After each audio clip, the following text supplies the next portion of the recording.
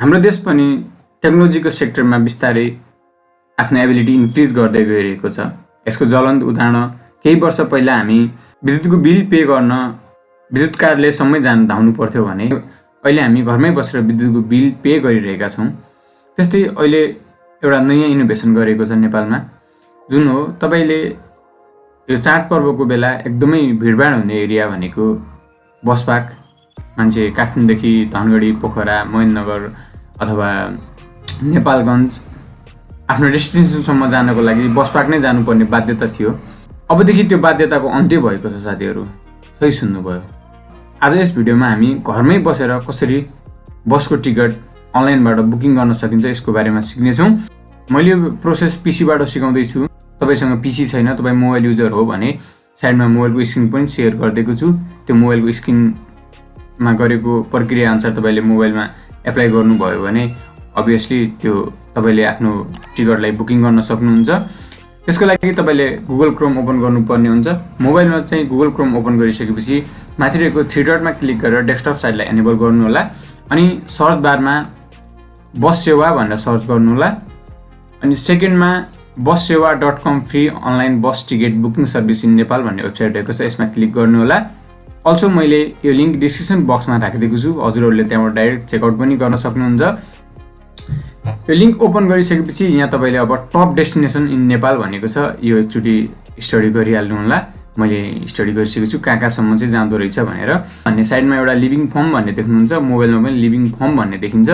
यसमा चाहिँ enter source city भनेको छ। तपाईँ यो सोर्समा चाहिँ तपाईँ कहाँदेखि कहाँसम्म जाँदै हुन्छ। जस्तै तपाईँ काठमाडौँ, अहिले काठमाडौँ हुनुहुन्छ भने काठमाडौँदेखि तपाईँ नेपालगञ्ज आउँदै हुनुहुन्छ भने यहाँ काठमाडौँ भनेर टाइप गर्नु होला। गोइङ डेस्टिनेसनमा चाहिँ तपाईँ नेपालगञ्ज अथवा तपाईँ पोखरा जाँदै हुनुहुन्छ भने पोखरा टाइप गर्नु होला। अनि तल ट्राभल डेट, तपाईँ चाहिँ कति गते जाँदै हुनुहुन्छ त्यो डेट राख्नुपर्ने हुन्छ। अनि सिलेक्ट सिफ्ट, तपाईँ कुन सिफ्टमा जानुहुन्छ, डे नाइट अथवा बोथ आफूले चुज गर्न पनि मिल्छ है। पछि तपाईँले चाहिँ डे नाइट जुनसुकै चुज पनि गर्न सक्नुहुन्छ। म फिलअप गर्छु, त्यसपछि फेरि हजुरहरूले पनि त्यही अनुसार फिलअप गर्नु होला।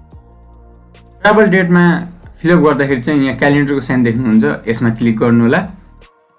यसमा क्लिक गर्नुभयो भने तपाईँले तल क्यालेन्डर आउँछ।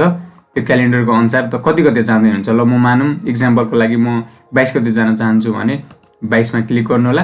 अनि सिलेक्ट सिफ्टमा चाहिँ तपाईँ डेमा जाँदै हुन्छ भने डेमा क्लिक गर्नु होला, नाइटमा जाँदै हुन्छ नाइटमा क्लिक गर्नु होला। म चाहिँ नाइट ट्राभल गर्ने भएको कारणले नाइटमा क्लिक गरेँ। अनि सर्च बस अप्सन देख्नुहुन्छ यहाँनिर, यसमा क्लिक गर्नु होला।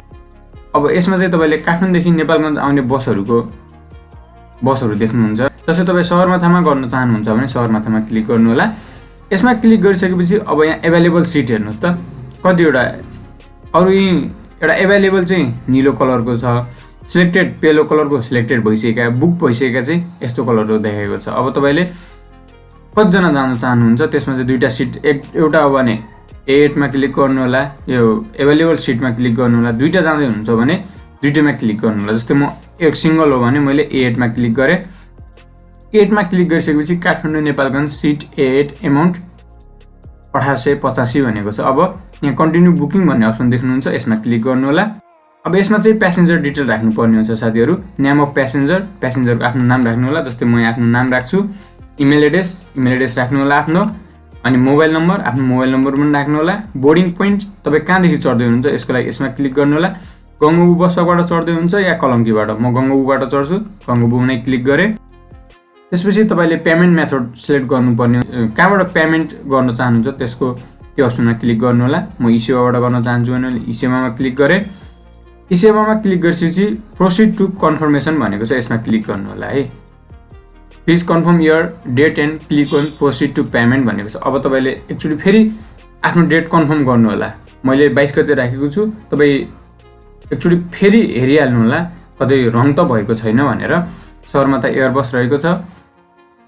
अब नेम अफ प्यासेन्जर आइसकेको छ, इमेल एड्रेस आएको छ, मोबाइल नम्बर आइसकेको छ। अब पेमेन्ट मेथड, अब हामीले पेमेन्ट गर्नुपर्ने हुन्छ। 1885 रुपियाँ पेमेन्ट गर्नको लागि ई-सेवा चुज गरेका छौँ। अनि प्रोसिड टु पेमेन्ट भन्ने अप्सन देख्नुहुन्छ, यसमा क्लिक गर्नु होला। यसमा क्लिक गरिसकेपछि अब तपाईँले ट्रान्जेक्सन डिटेल आइसकेको छ है। सगरमाथा यातायातको प्रोडक्ट अमाउन्ट, ट्याक्स अमाउन्ट छैन, सर्भिस चार्ज छैन, डेलिभरी चार्ज पनि छैन, टोटल अमाउन्ट यति तिर्नुपर्ने हुन्छ। अब तपाईँले आफ्नो इस्यु आइडी लगइन गर्नुपर्ने हुन्छ है। लगइनमा क्लिक गरेँ।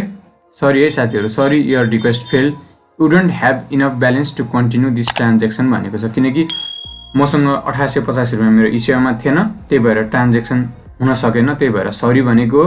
तपाईँले यो प्रक्रियाबाट गर्नुभयो भने तपाईँको इस्युमा पैसा छ भने 100% सक्सेस हुन्छ साथीहरू। आजको भिडियो यति नै थियो।